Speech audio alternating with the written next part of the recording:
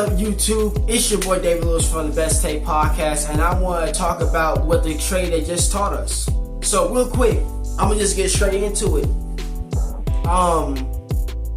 What the Luka trade just taught me, or just showed me, is that NBA superstars, everybody that's possibly an all-star right now, but the superstars, y'all ain't safe. You're not safe.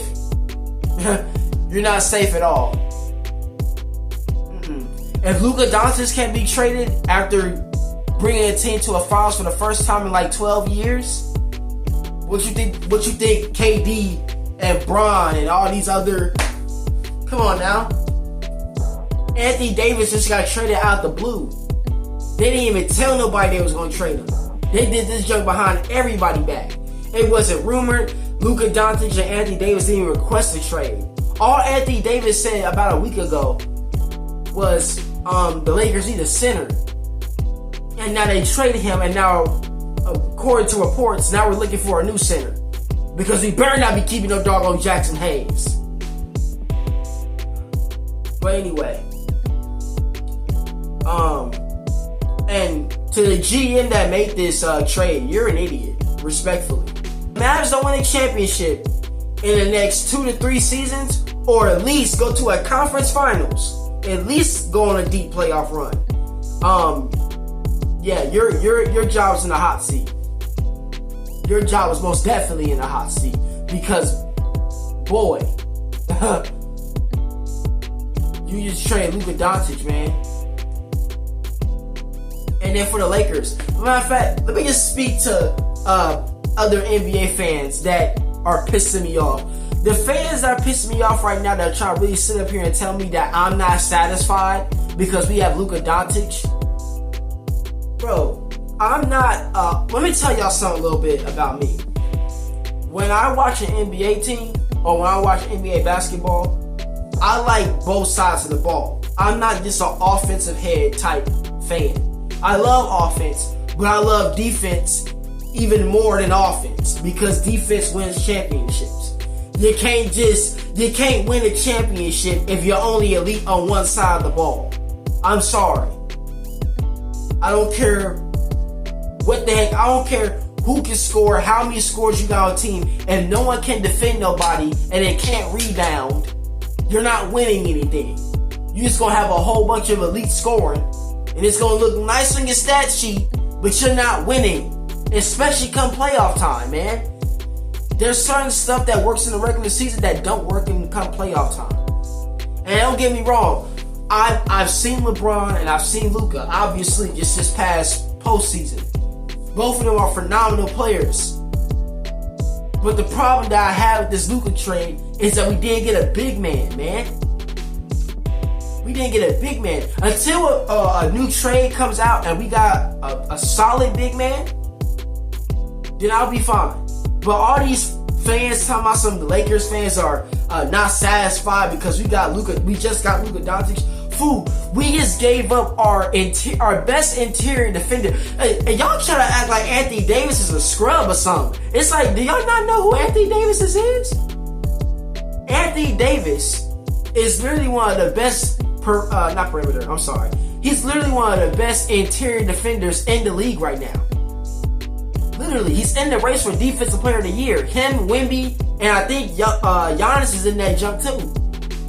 And of course, you know, the Evan Mobleys and the Garrett Allens of the world, they all in that race because they can defend the paint. The key difference that brings out an Anthony Davis is that Anthony Davis can get you about 2 to 3 blocks a game, but also give you about like 30 points and 13 rebounds. His last game with the Los Angeles Lakers, he dropped 40 points and had 23 boards with 3 blocks. That's not your average Joe type stuff, bro. So the fact that we just traded our best interior defender while he was having another MVP candidate type season, because I don't care what the heck y'all try to say, Anthony Davis been balling all season long. And he hasn't missed a lot of games. So all this crap about, Anthony Davis is made of bones and he's injury prone. Fool, last season he just played 78 games. He's been healthy half of this doggone season. So all that stuff about him being injury prone is old news. Until he get injured again. If he get injured again to the point where he gonna miss a lot of games, then we can talk about him being injury prone. But for right now, as of 2025, I don't want to hear nothing about no doggone injury prone AD because he has played most of the season and he's been elite the whole time and we just gave him up. Now, don't get me wrong, I love Luka Doncic as a talent, but it's the motive behind it. Yes, Luka Doncic sit up here and everything is all cool and dandy. It's like I told somebody yesterday. Right now we're in the honeymoon phase. He might like being a Laker for a little while there because LeBron James is his teammate now, and he actually grew up watching LeBron James, and now he's literally teammates with a person that he looked up to.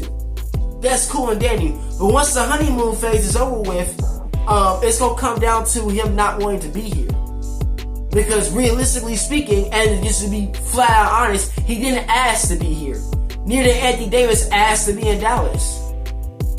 And then on top of that, I don't know about y'all, this might be the unpopular opinion, but in my opinion, the Dallas Mavericks got better than us.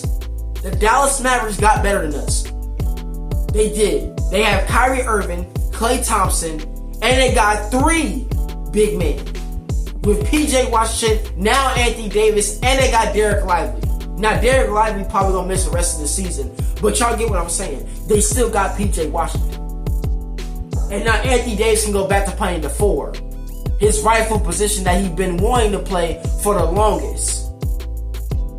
And you got that with Kyrie Irving and Klay Thompson, who's doing better than I actually thought he would, or most of us thought he would. Klay Thompson having a good season.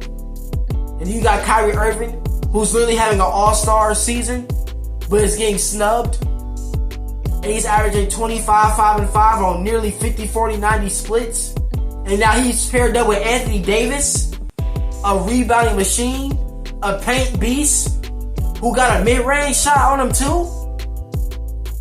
And y'all trying to sit here and tell me that I'm not satisfied because we got one player? Are you serious? And I should be worried, I should be focused on the future? Nah. I don't want to hear none of that junk.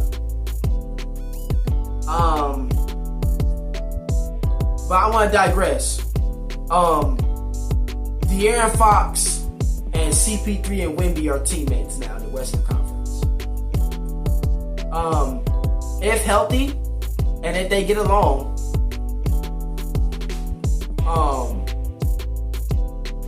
that team's looking scary too, in my opinion. That team is looking scary too. You got the defensive player of the year favorite with Wemby. You got CP3, and even though I'm not the biggest CP3 fan, one thing I can say about CP3 is that everyone that he has played around or played with, he makes them better, individually better. It's just a fact. Every team he's been a part of, they went from being a lottery team to a playoff team. And even though I think CP3 is overrated, that's one thing I love about CP3 right there, is that he can make a lottery team a contending team because of the IQ that he has. And he makes everybody around him better. Truly does. And with him having a De'Aaron Fox, who's having another all-star season, who's getting snubbed too, that's nice. That's nice. I hope Sabonis gets out of Sacramento. I hope him and Zach LaVine get out of Sacramento because it's not looking nice now, to be honest with you. I mean, I'm glad Zach LaVine's out of Chicago, but I don't see that team even making the play-in tournament right now. I'm just gonna be honest.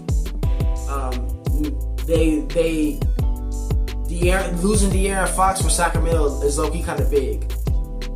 Because that fast-paced basketball, you ain't gonna get it. That De'Aaron Fox is fast. De'Aaron Fox reminds me a lot of prime John Wall because he's just so doggone quick. And he's fast. That boy is quick. And now he's over there with Wemby and CP3.